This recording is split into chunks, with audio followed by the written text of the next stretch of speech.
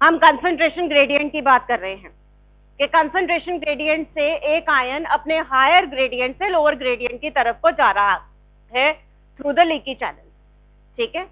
लेकिन जब एक आयन अपने हायर से लोअर को जाएगा तो चार्ज भी तो चेंज हो जाएगा, चार्ज इज चेंजिंग, पोटेशियम अपने साथ पॉजिटिव चार्ज बाहर को लेता जा रहा है, अंदर नेगेटिव चार्ज हो रहा है। तो अंदर नेगेटिव चार्ज है तो वो क्या करेगा, इसको वापस पुल बैक करने की कोशिश करेगा पोटेशियम को। Leaky channel is two way channel, potassium जहां बाहर जा रहा है तो नेगेटिव चार्ज के कारण वो वापस पुल करेगा कि भाई तू वापस अंदर आ, तो वापस भी आ सकता है। तो ऐसा पोटेंशियल, ऐसा वोल्टेज जहां पे जितना मूवमेंट केमिकल ग्रेडियंट के कारण है उतना ही मूवमेंट वापस इलेक्ट्रिकल ग्रेडियंट के कारण है, बैलेंस हो गया, मूवमेंट ही नहीं हो रही पोटेशियम की, क्योंकि chemical gradient and electrical gradient has balanced each other out. समझ आया? जितना केमिकल ग्रेडियंट के कारण पोटेशियम बाहर जाने की कोशिश कर रहा है उतना ही इलेक्ट्रिकल ग्रेडियंट उसको वापस पुल करने की कोशिश कर रहा है, तो नेट पोटेशियम मूव ही नहीं कर रहा, it will stay at the membrane. समझ आए? That is nurse potential. Nurse potential is the voltage where the chemical and the electric gradients balance itself out, ठीक है। इसीलिए उसकी इक्वेशन है पोटेशियम इन over potassium out into whatever 1.6, ठीक है। तो ये नर्स पोटेंशियल होता है which obviously contributes to the resting membrane potential। पता होना चाहिए नर्स पोटेंशियल क्या है। नर्स पोटेंशियल पे नोट भी आ जाता है, एक आयन का भी कैलकुलेट करते हैं एंड देन सभी आयंस का एक साथ भी कैलकुलेट करते हैं। उस इक्वेशन को क्या बोला जाता है? Goldman-Gilman's equation, ठीक है। So this is the resting membrane potential. Now we come to graded potential. अब graded potential का मतलब क्या है? We need to move the slides also, so though I don't depend upon them, पर देख लेते हैं क्या क्या है graded potential। ग्रेडेड पोटेंशियल का मतलब क्या है कि ऐसा पोटेंशियल जो प्रोपोगेट नहीं होता, पोटेंशियल तो बनता है पर वहीं के वहीं रह जाता है, आगे नहीं जाता, ठीक है। इस पोटेंशियल का रोल क्या है, क्यों चाहिए हमें ग्रेडेड पोटेंशियल? बेटा किसी भी एक्शन को प्रोड्यूस होने के लिए एक थ्रेशोल्ड पोटेंशियल पे पहुंचना पड़ेगा। थ्रेशोल्ड पोटेंशियल कितना होता है? How much is the threshold potential? Yes, -70 is the resting membrane potential. How much is the threshold potential? -55 millivolts, ठीक है। -55 millivolts is the threshold potential। तो अगर एक्शन क्रिएट करना है तो वहां तक तो पहुंचना पड़ेगा। तो वहां पे पहुंचने के लिए कई बार मतलब स्टिमुला इतने स्ट्रांग नहीं होते कि सीधे ही -55 पे पहुंच जाए, तो छोटे छोटे पोटेंशियल्स क्रिएट होते रहते हैं which ultimately summate and reach the threshold potential, और उसके बाद एक्शन पोटेंशियल क्रिएट होता है। Purpose of the body is to excite the cell, ठीक है। Purpose of the body is to excite the cell, तभी तो कोई एक्शन प्रोड्यूस होगा। तो उसके लिए local response, locally graded channels होना, पोटेंशियल्स होना बहुत जरूरी है। इसमें होता क्या है, let's see. So graded potential spread the signal over short distances, मतलब वहीं के वहीं, it is a local response sort of, ठीक है। Action potential transferred throughout the length of the plasma membrane. Another type of response is local response, उसको आप graded के साथ ही ले सकते हैं। ये दिखाया है -55 millivolts जो है ना, this is your threshold potential, -70 is your resting membrane potential, -85 जो है ये hyperpolarization की तरफ है, मतलब बहुत ही ज्यादा नेगेटिव मेम्ब्रेन हो गई है।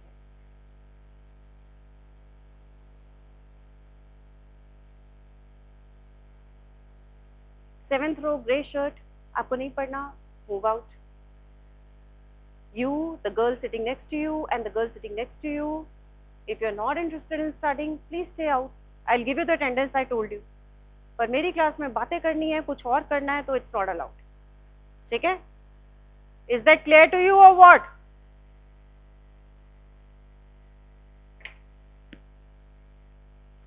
तो आप देखें कि एक्शन पोटेंशियल जब क्रिएट हो रहा है तो फायरिंग लेवल ऊपर तक जा रहा है, ठीक है।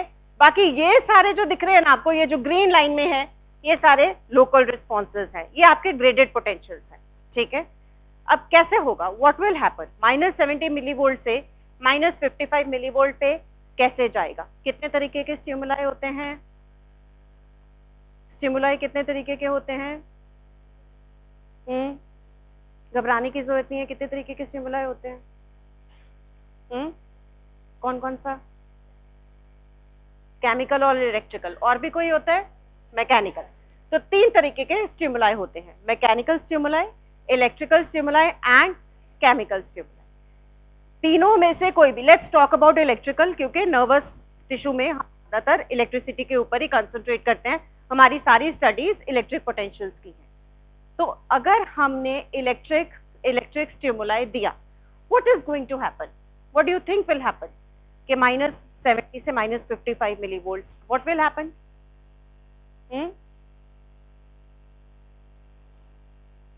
What will happen? Who can tell me? अच्छा, how many type of channels are there? First tell me this. एक हमने leaky channels किए, which we talked about are simple channels, और gated channels. Gated channels आगे कितने तरीके के हैं? Yes. केमिकल तो ligand में ही आ जाएगा। तो एक तो simple channels हैं जो कि leaky channels हैं, always open. Second are gated channels. Gated channels आएंगे आपके या तो वोल्टेज से अफेक्ट होंगे, तो वोल्टेज गेटेड चैनल्स, या किसी केमिकल सब्सटेंस की बाइंडिंग से होंगे। वो केमिकल सब्सटेंस कोई ड्रग हो सकता है, कोई हार्मोन हो सकता है, कोई भी किसी तरीके का न्यूरोट्रांसमीटर हो सकता है। So they are chemical lighted. अब जब हम इलेक्ट्रिकल स्टिमुलाई देते हैं तो what is going to happen, voltage gated sodium channels will open up. बेटा कैल्शियम चैनल्स भी हैं, क्लोराइड चैनल्स भी हैं, मैग्नीशियम चैनल्स भी हैं, सब हैं, लेकिन हम मेनली कंसंट्रेट करते हैं सोडियम और पोटेशियम चैनल्स पे, क्योंकि इनकी मात्रा सबसे।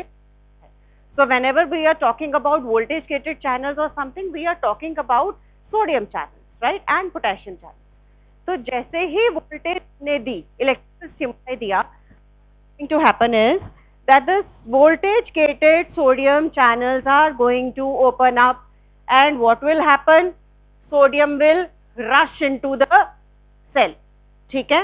उसका क्या पर्पस है कि सोडियम सेल के अंदर रशन करेगा।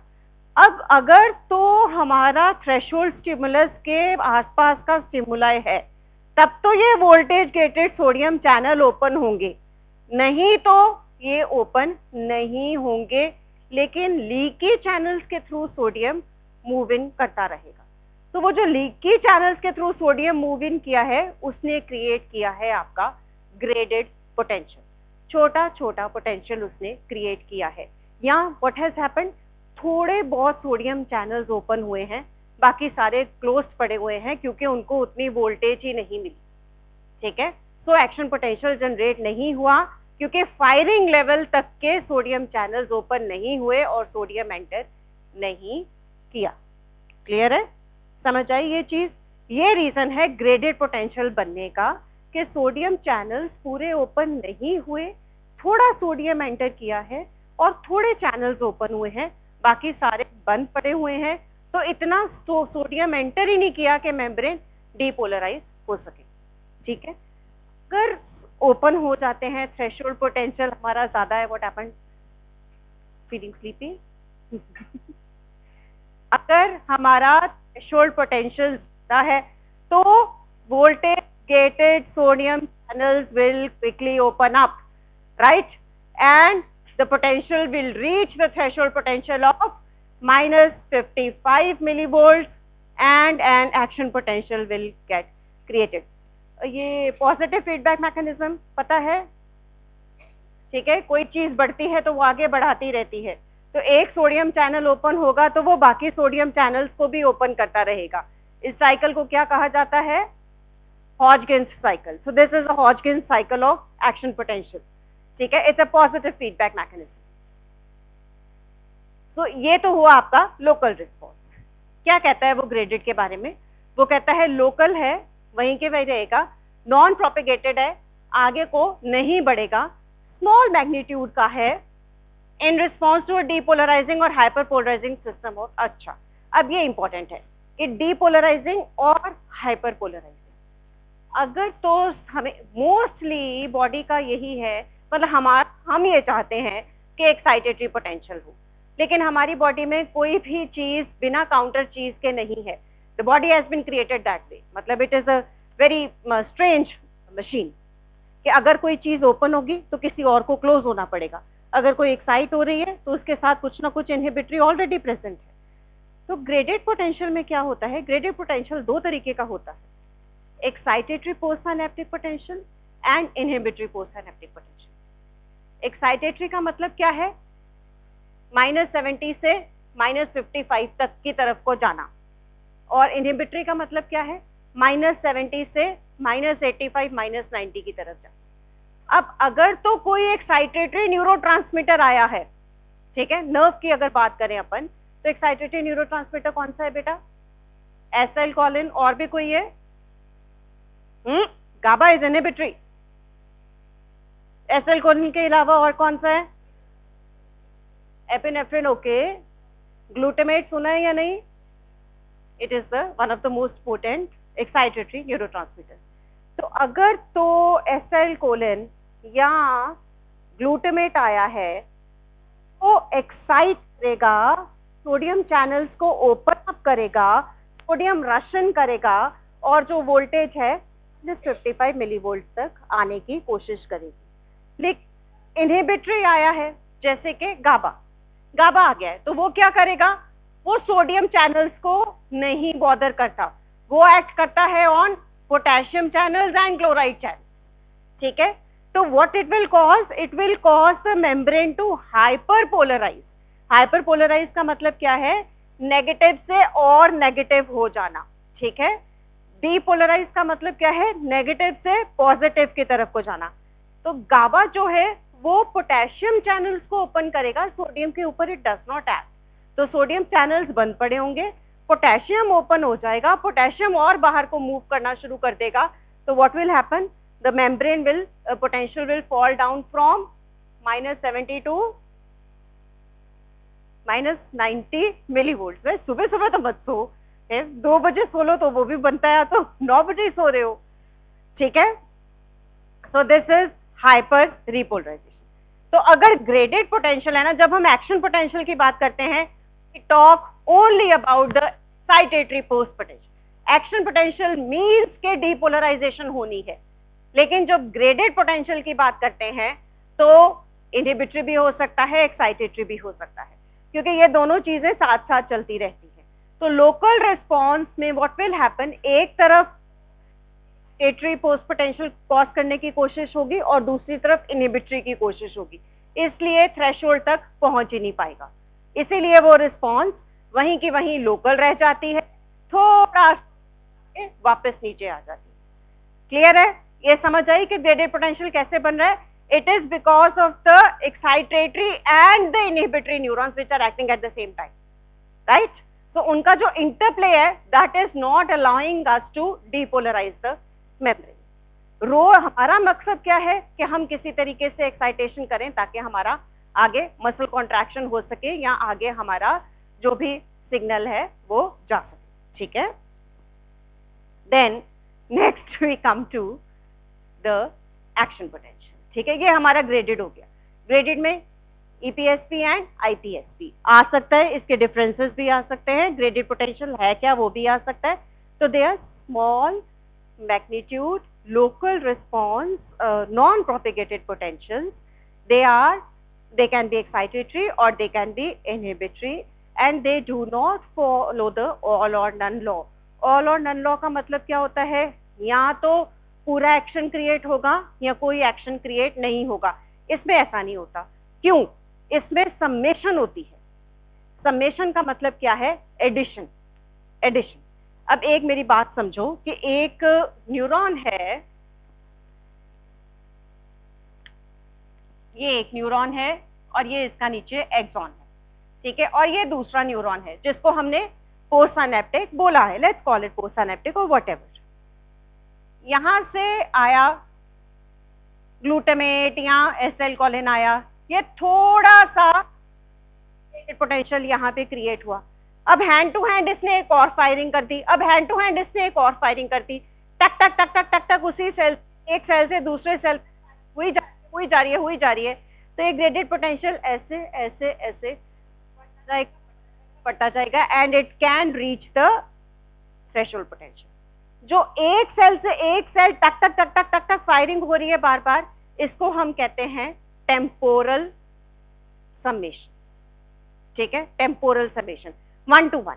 अगर बहुत सारे 3-4 न्यूरॉन्स हैं और वो इस न्यूरॉन को, यहाँ पे भी एक न्यूरॉन है, वो भी स्टिमुलस भेज रहा है, ये भी स्टिमुलस भेज रहा है, ये भी स्टिमुलस भेज रहा है, 1 2 3 4 भेजी जा रहे, अगेन एडिशन हो जाएगी सारों की एंड अगेन थ्रेशोल्ड पे पहुंच सकते हैं। तो अगर 3-4 भेज रहे हैं तो दैट इज स्पेशियल समेशन। ठीक है, so graded potential follow summation. Summation can be temporal 1 to 1 or it can be spatial 4-5 neurons sending the signals to one neuron. So this is all about the graded potential. Short note can come, आपको समझा दिया क्या क्या आपको इसमें लिखना है। Now let's come to the this, you know all this, हमने बात कर ली इसके बारे में। फॉर्म्स क्या है, एंड प्लेट पोटेंशियल जो है, receptor potential, synaptic potential, pacemaker potential, सब पढ़ेंगे हम एक एक करके सीएनएस में और सीवीएस में सब जगह ये पोटेंशियल्स आते रहेंगे। आई में आएगा तो रिसेप्टर पोटेंशियल, ग्रेडेड पोटेंशियल कैसे होता है, आगे क्या होता है, सो ये हम करते रहेंगे जस्ट इसकी examples. Local response ionic basis हो गया, स्ट्रेंथ एंड ड्यूरेशन हम नेक्स्ट में करेंगे। Now we come to the action potential. ठीक है, सो एक्शन पोटेंशियल का मतलब क्या है कि थ्रेशोल्ड पोटेंशियल तक हमारी वोल्टेज पहुंच गई है, डीपोलराइजेशन ही होगी इसमें। ठीक है, डीपोलराइजेशन होना जरूरी है। It is an excitatory potential, इसमें कोई इनहिबिटरी का काम नहीं है, चाहे वोल्ट आया है, चाहे कोई केमिकल आया है, चाहे मैकेनिकल स्टिमुला आया है। होना क्या है, सोडियम चैनल्स ने ओपन अप कर। ठीक है, sodium channels have to open up, sodium has to enter, positivity has to be created inside the membrane. तो पहले धीरे धीरे सोडियम एंटर करेगा, थ्रेशोल्ड तक -55 मिलीवोल्ट पे आ जाएगा, फिर एक्टिवेट होंगे voltage gated sodium channel and cycle शुरू हो जाएगा, हॉजकिंस साइकिल। एक स्टिमुलेट हुआ, एक ने दूसरे को किया, दूसरे तीसरे को किया, तीसरे चौथे को किया, ultimately all the sodium channels they open up and sodium start rushing in and the potential it rises up to the peak potential, which is how much is the peak potential in action potential? हाँ, थप्पड़ वहां ना रखेगा, -70 तो resting membrane potential है। -70 is the resting membrane potential, -55 is the threshold potential, peak potential is +35 millivolt. इतना sodium आ जाता है कि -70 से +35 तक चला जाता है, लेकिन +35 से आगे नहीं जाता, क्यों? पीक पे पहुंच गया, आगे क्यों नहीं जा रहा? सोडियम है ना अंदर, बॉडी में बहुत सोडियम है, और क्यों नहीं जा रहा? नहीं, सोडियम का कोई ब्रेकडाउन नहीं होगा। Saturation is one way of putting it. ये हम कह सकते हैं कि सारे के सारे सोडियम चैनल्स ओपन अप हो चुके हैं, बचा ही नहीं कोई सोडियम चैनल ओपन होने के लिए, तो और सोडियम कहां से आएगा? So that is saturation. But actually क्या होता है? It's so exciting. ठीक है, जो सोडियम चैनल है it is a gated channel, we know that, है ना, वोल्टेज से ये गेट्स ओपन होने हैं। और गेटेड कैसे? सीसॉ टाइप, जैसे सीसॉ होता है ना, एक तरफ ऊपर जाएगी एक तरफ नीचे जाएगी, ऐसे इसके 2 गेट हैं। इमेजिन अ सिलेंडर जिसके ऊपर भी एक गेट है, जिसके नीचे भी एक गेट है। नीचे वाला गेट हमेशा ओपन रहता है रेस्टिंग स्टेज में, अंडरस्टैंड दिस। ये एक्टिवेशन गेट है ऊपर वाला, और जो नीचे वाला है वो आपका इनएक्टिवेशन गेट है। ठीक है, this is the inactivation gate and ऊपर वाला इज द एक्टिवेशन। तो जो नीचे वाला है ना वो रेस्टिंग स्टेज में ओपन रहता है लाइक दिस, ये क्लोज रहता है, तो अपर वाला क्लोज रहता है। अब जैसे ही आपको एक्शन आया और सोडियम पोर इन करेंगे, तो वो कैसे करेंगे? This is going to open up and this is going to start closing, this is तो एक पैसेज बना रहता है।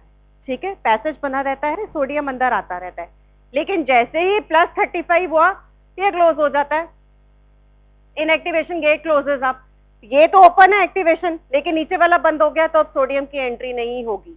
तो ये जो इनएक्टिवेशन गेट है इसकी वोल्टेज प्लस 35 मिली वोल्ट है। प्लस 35 मिली वोल्ट पे the inactivation gate closes up and because of that no more sodium can enter and plus 35 से ऊपर वोल्टेज नहीं जाती। Understood it? So this is the way a sodium channel is. This is open, this is closed.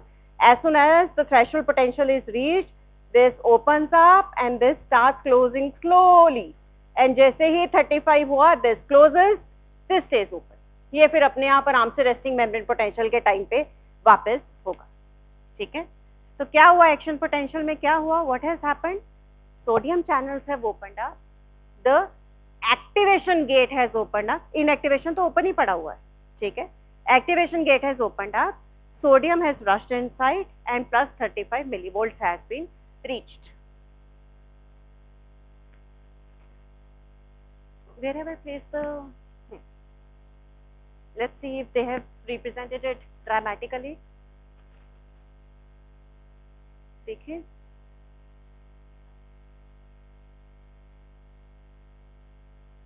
लेटेड period हो गया, firing level आया, -55 millivolt का firing level आया, उसके बाद देखो सीधे पीक पे चला गया विच इज +35 मिलीवोल्ट। ठीक है, क्या इसका इन्होंने सोडियम की मूवमेंट का बताया है या नहीं? आयोनिक बेसिस,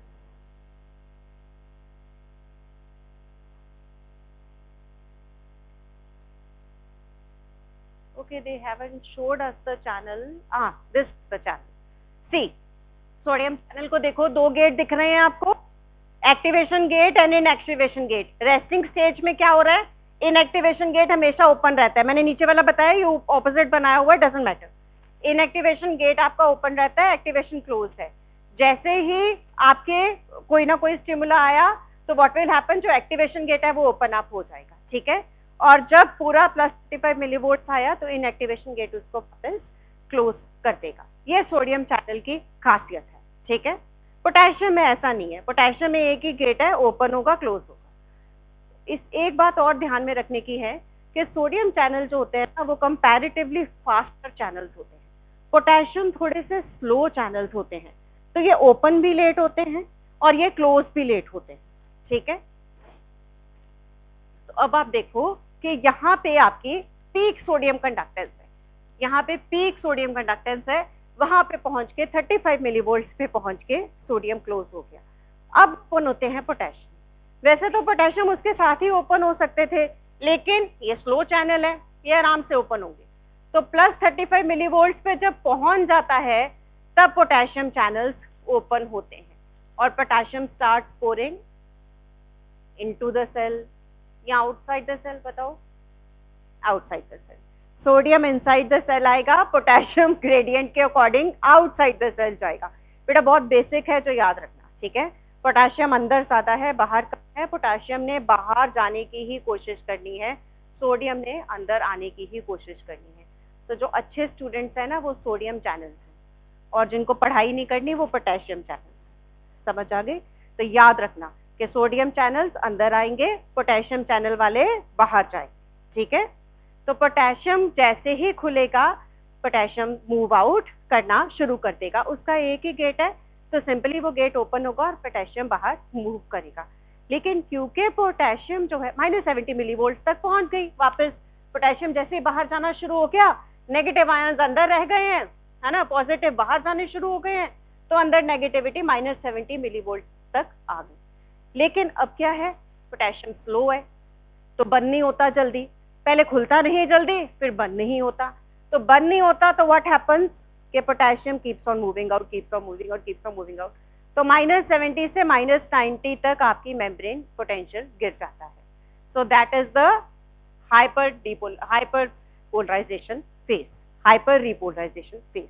ठीक है, सोडियम एंट्री ने क्या किया, डीपोलराइजेशन फेज, पीक पोटेंशियल आया +35 का, पोटेशियम ने रिपोलराइजेशन की एंड देन लीक, क्योंकि वो स्लो है इसलिए -90 मिलीवोल्ट तक चली गई, तो हाइपर रिपोलराइजेशन। अब फिर -70 तक कैसे लेके आएंगे, है कैसे? कोई सही बोला था? Sodium potassium pump. अब आता है रोल सोडियम पोटेशियम पंप का, क्योंकि पोटेशियम ने तो मूव करके -90 तक ले गया है वो, कि अब -90 से अगर हमें -55 तक जाना हो तो सोचो कितना प्रेशर लगाना पड़ेगा, कितना स्टिमुलस देना पड़ेगा। हमें तो -55 तक जाना है ना नेक्स्ट सेल को एक्साइट करने के लिए। तो अगर हाइपर पोलराइजेशन की तरफ चला गया है तो -90 से -55 तक जाने के लिए हमें बहुत स्ट्रॉन्ग स्टिमुलस देना पड़ेगा, जबकि -70 से -90 तक हमें इतना स्ट्रॉन्ग स्टिमुलस नहीं देना पड़ेगा। तो इसको -70 तक लाने के लिए रोल आता है आपके सोडियम पोटेशियम एटीपेस पंप का। वो ऐसे ही 3 सोडियम बाहर 2 पोटेशियम अंदर करके वापस रेस्टिंग मेम्ब्रेन पोटेंशियल क्रिएट कर देता है। ठीक है, ये आपका टोटल एक्शन पोटेंशियल है। अब हम इसको पढ़ेंगे, देखो अगर समझ आता है तो। देखो, ये तो आपका लेटेंट पीरियड है। लेटेंट पीरियड का मतलब क्या होता है? What do you understand? -70 millivolts is the resting membrane potential. ठीक है, लेटेंट पीरियड का मतलब वो पीरियड, वो टाइम जो कि स्टिमुलस देने में और न्यूरॉन तक पहुंचने में लगता है। ठीक है, हमने कोई इलेक्ट्रिकल स्टिमुलाई दिया है, मैंने स्विच ऑन किया है, स्विच ऑन करने तक वहां तक जो टाइम लगेगा 0.1 मिली सेकेंड्स का, वो आपका लेटेंट पीरियड है। ऑब्वियसली ट्रेवलिंग टाइम लगेगा इलेक्ट्रिकल स्टिमुलस को पहुंचने में। अब जैसे ये पहुंचा, लोकल रिस्पॉन्स हुई, लोकल रिस्पॉन्स का वही ग्रेडेड रिस्पॉन्स जिसे अपन कह लेते हैं। थोड़े से सोडियम चैनल्स ओपन अप हुए, थोड़ा सोडियम मूव किया लीकी चैनल से, जिसके कारण एक पोटेंशियल सा क्रिएट हुआ। जैसे ही ये -55 मिलीवोल्ट तक पहुंचेगा, voltage gated sodium channels open up हुए। ठीक है, voltage gated channels open up होते ही sodium rushes inside the cell और पीक पोटेंशियल हो गया आपका +35 मिलीवोल्ट का। +35 मिलीवोल्ट पे सोडियम चैनल का इनएक्टिवेशन गेट हुआ बंद, सोडियम ने शांति ले ली, पोटेशियम ओपन अप हो गया। पोटेशियम ओपन अप होते ही पोटेशियम जाएगा बाहर को, क्योंकि अंदर ज्यादा है बाहर कम है। तो पोटेशियम जैसे ही बाहर को जाएगा तो रैपिड फॉलिंग फेज होगा, पहले repolarisation phase. This is a repolarisation phase. पहले रैपिड करेगा, फिर धीरे धीरे धीरे धीरे पोटेशियम बंद होना शुरू होंगे, तो हाइपर पोलराइजेशन फेज आ जाएगा। एंड देन अल्टीमेटली यहाँ पे काम करेगा आपका sodium potassium ATPase pump to bring the membrane potential back to the resting stage of -70 millivolts। ठीक है,